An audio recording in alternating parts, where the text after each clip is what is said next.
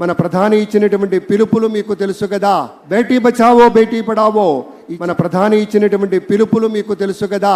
నరేంద్ర మోదీ గారు ఎప్పుడు చెప్తారు, స్వచ్ఛ భారత్, ఆత్మనిర్భర్, బేటీ బచావో బేటీ పడావో ఇత్యాది పథకాలన్నీ కూడా మన రాష్ట్రంలో కూడా దూరదృష్టి కలిగినటువంటి శ్రీ చంద్రబాబు నాయుడు గారు కలలు కనడానికి ధైర్యంతో పాటు మన ప్రధాని ఇచ్చినటువంటి పిలుపులు మీకు తెలుసు కదా.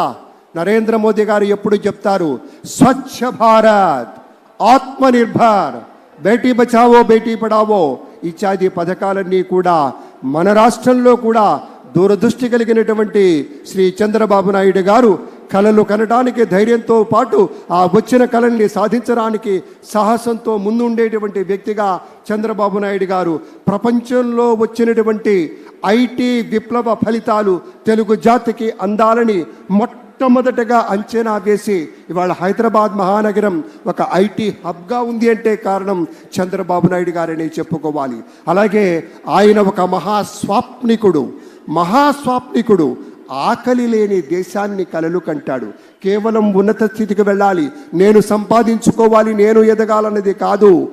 ఆకలి లేని దేశాన్ని చూడాలి, ఆకలి లేని దేశాన్ని కలలు కనాలి.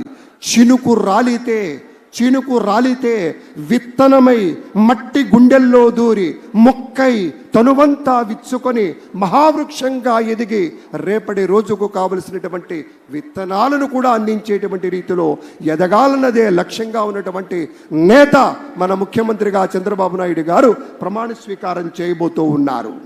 అలాగే మరి ఫారినర్ గవర్నర్ ఆఫ్ తెలంగాణ, ఇటీవల రాజకీయ రంగ ప్రవేశం కూడా చేసినటువంటి డాక్టర్ తమిళసై సౌందరరాజన్ గారికి సవినయంగా స్వాగతం పలుకుతున్నాం. మేడం గారికి చాలా ప్రత్యేకమైనటువంటి స్వాగతం అమ్మా. డాక్టర్ తమిళసై సౌందరరాజన్ గారు తెలంగాణ రాష్ట్రంలో గవర్నర్గా ఉన్నా కూడా